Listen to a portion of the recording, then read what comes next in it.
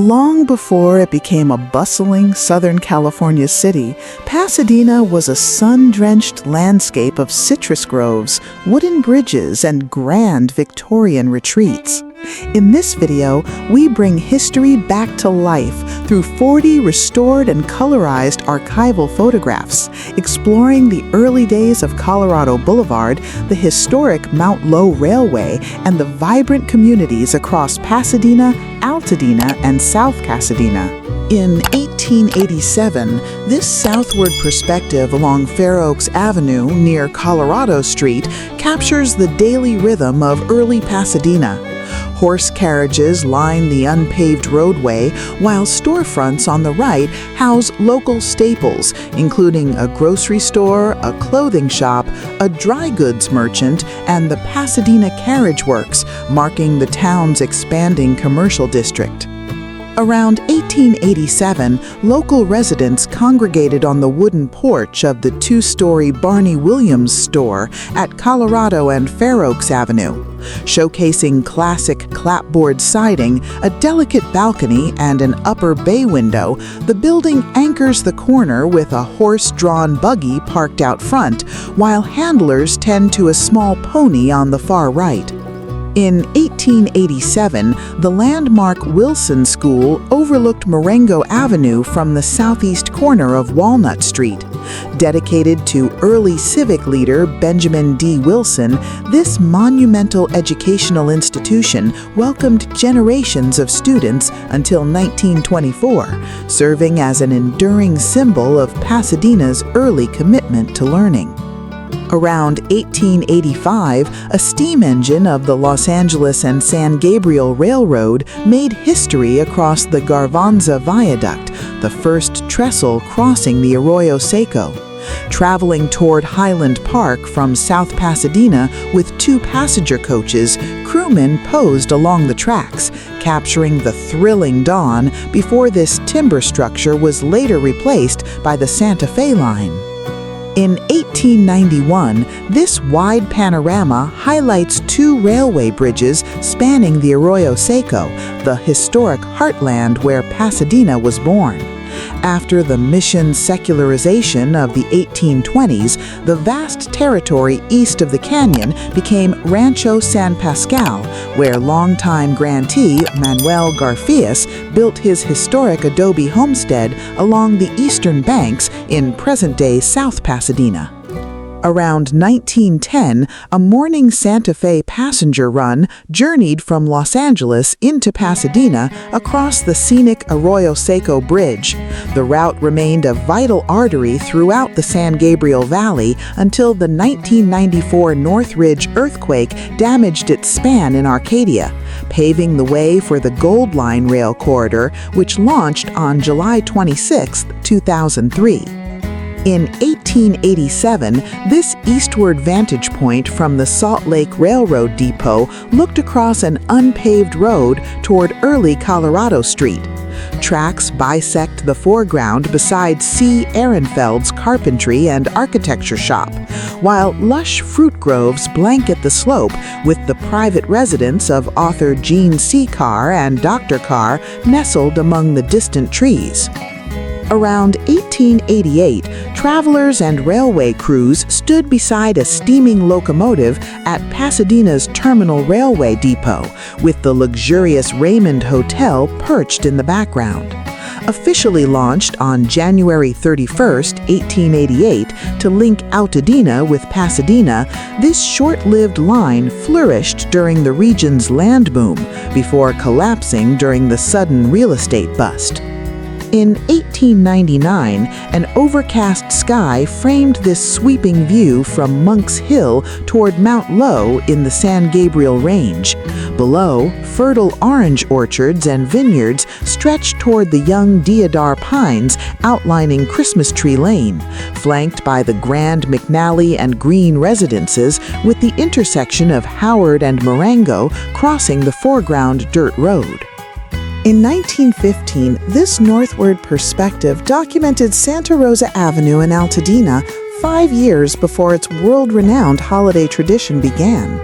Back in 1885, town founder John P. Woodbury planted 134 deodar cedars to form a grand parkway approach to his estate, an ambitious landscaping vision that ultimately evolved into the legendary Christmas Tree Lane. Around 1928, motorists toured south along Santa Rosa Avenue, by then celebrated across California as Christmas Tree Lane. Spanning the long corridor between Woodbury Road and Altadena Drive, these towering deodar cedars began drawing thousands of seasonal spectators, transforming a simple residential driveway into a beloved holiday spectacle. Around 1888, this eastward view along Colorado Boulevard from Marengo Avenue highlighted Pasadena's growing spiritual center. To the right rises the First Methodist Church, completed in March 1887 with an attached 8-room parsonage and a 140-foot wooden spire, mirrored across the intersection by the Pasadena Presbyterian Church at Garfield Avenue. In 1889, the rustic Scoville Bridge spanned the rugged Arroyo Seco riverbed, though travelers still had to brave steep climbs descending into and out of the canyon. While this vital waterway originally attracted Pasadena's early settlers, the precipitous ravine posed a severe geographic barrier, isolating the community from neighboring towns to the west. Around 1913, this historic view showcases the humble wooden Scoville Bridge remaining in active service beneath the rising Colorado Street Bridge.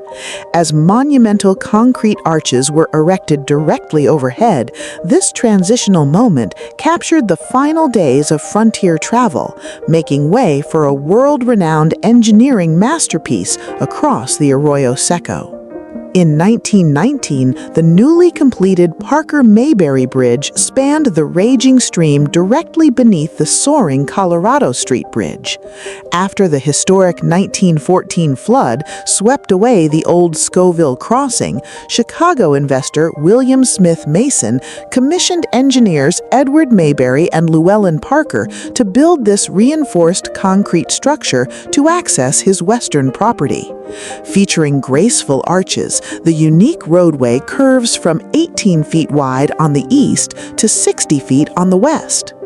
Around 1889, this sweeping northward panorama from Raymond Hill captured early Pasadena's rural expanse. Sparsely scattered farmhouses blend with flourishing agricultural fields across the sunlit valley, centered around a homestead featuring a distinctive windmill weather vane. In the far background, the majestic San Gabriel Mountains tower over the developing frontier. Around 1889, this southward panorama was captured from the Methodist Episcopal Church at the corner of Colorado Street and Marengo Avenue. A tree-lined dirt road stretches through peaceful residential homes in the foreground, while lush orange groves blanket the southwest landscape. Far on the distant horizon, the grand Raymond Hotel stands proudly atop the hillside. In 1889, photographer C.S. Frost and Sons captured this elevated eastward view along Colorado Street from the Methodist Episcopal Church at Colorado and Marengo. A residential neighborhood unfurls beneath the vantage point, where charming homes sit tucked behind expansive manicured lawns and orchards, stretching out toward the vast California horizon. On January 10, 1889, a brass band led the solemn funeral procession for Owen Brown, the third son of famous abolitionist John Brown. Looking east along Colorado Boulevard from Raymond Avenue, the massive crowd passes the city meat market on the left, while a distant church spire rises atop the Marengo Avenue hill, which was later graded flat during road improvements. Around 1990, a festive parade traveled east along Colorado Street, later known as Colorado Boulevard, toward Marengo Avenue. Horse-drawn magons adorned with American flags filled the wide roadway, likely celebrating the 4th of July alongside enthusiastic crowds, capturing a lively patriotic gathering in early Pasadena. In 1887, this eastward view along Colorado Street from Fair Oaks Avenue revealed a bustling commercial corridor lined with horse-drawn carriages. With the Grand Carlton Hotel standing prominently on the left, the street flourished with shops and restaurants, making parking spaces for horses and buggies surprisingly scarce during the 1880s boom. Around 1889, this southward perspective along Fair Oaks Avenue toward Colorado Street captured a bustling streetcar approaching the camera. Despite Pasadena's relatively small population, this vibrant commercial district rivaled much larger cities, filled with dozens of horse-drawn carriages, wagons, and pedestrians gathering to shop and socialize. Around 1889, everyday life played out along North Fair Oaks Avenue near Colorado Boulevard. Display windows on the east side showcase McDonald, Wilson, Stewart & Company Real Estate at number 11 and J.H. Bell & Drug Company at number 9, situated beside the famous Barney Williams Hall. In the foreground, a horse-drawn buggy carrying passengers pauses on the dirt street alongside gathered townsfolk and a resting dog. In 1890, a bustling streetcar shared the roadway with horse-drawn traffic at Colorado and Fair Oaks Avenue. On the left stood the San Gabriel Valley Bank, a pharmacy and a shoe store, while the right featured O'Neill & Johnson Insurance, a candy manufactory, Phillips Real Estate Loan Company, and the Ward Block housing the First National Bank, defining the thriving downtown center. Around 1890, this southward view along Colorado Street just east of Fair Oaks showcased the adjoining fish block from 24 to 28 East Colorado. Storefronts proudly display signs for Pasadena Steam Laundry, Holiday Goods, and Wood and Banbury Real Estate, while a horse-drawn passenger buggy waits quietly in the foreground beneath ornate second-floor bay windows. In the 1890s, this street corner featured the historic Williams Hall Parlor Theater, celebrated as Pasadena's first theater.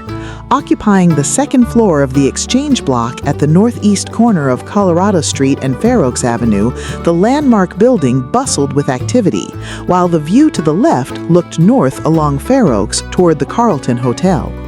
On the 4th of July, 1889, Pasadena's first ice delivery wagons were proudly displayed for the holiday.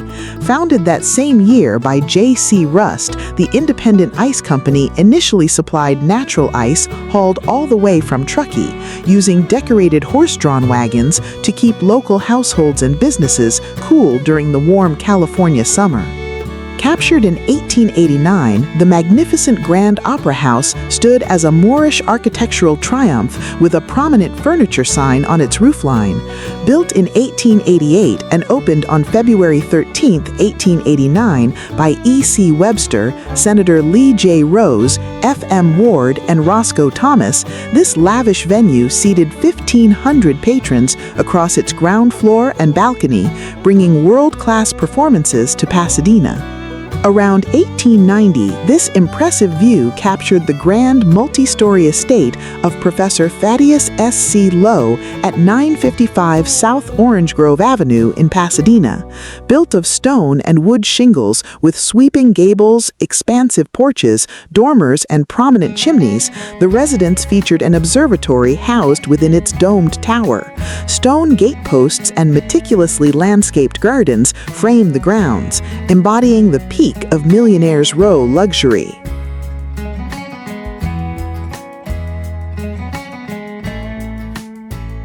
In 1888, the Grand Painter Hotel opened north of Washington Street between Fair Oaks and Raymond on land owned by J.H. Painter. Debuting in February as Pasadena's third-largest hotel, this multi-story resort featured wraparound verandas and horse carriages lined up out front, standing as a historic landmark of North Pasadena tied to numerous major businesses. On November 12, 1888, an energetic parade gathered spectators with American flags along Raymond Avenue in Pasadena. A uniformed drummer stands beside men in top hats riding a flag-draped cart, while a central figure holds a trumpet. Background storefronts feature the telegraph office, books and stationery, J. Hart's music studio upstairs, and Furlong and Healy Curio Shop offering California, Mexican, and Japanese antiquities. In 1891, a solemn Memorial Day parade marched through downtown Pasadena, led by mounted riders, followed by ranks of marching veterans. Tracing its origins back to Decoration Day in 1868, when Union veterans first decorated soldiers' graves, this annual late May observance grew to honor all fallen American military service members, uniting the community in solemn remembrance. In 1891, students and faculty gathered on the porch of the newly constructed Classical School for Boys at 59 South Euclid Avenue.